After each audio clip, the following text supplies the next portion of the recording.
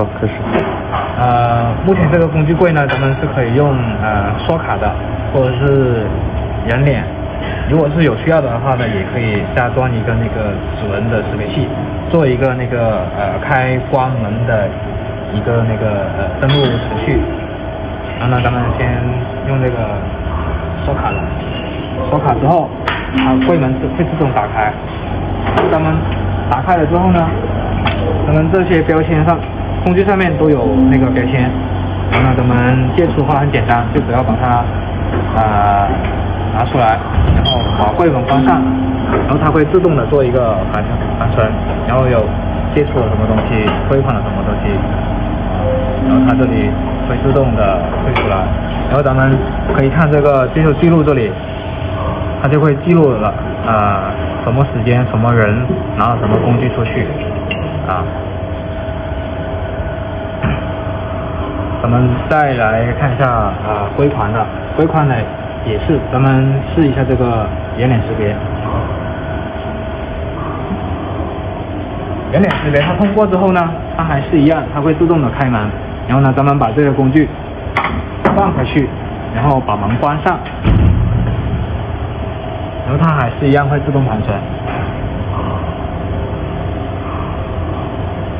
这里到了时间之后呢，它会自动的做一个借款的手续。然后呢，这里的话呢，它刚刚的那两个借出的工具就已经不在这个借出列表那里去了。这就是一个简单标准的那个借款的一个流程。我们另外的话呢，还有一些是日检查和月检查。日检查呢，就是它的这里有一个所有工具的一个列表，然后咱们盘一下。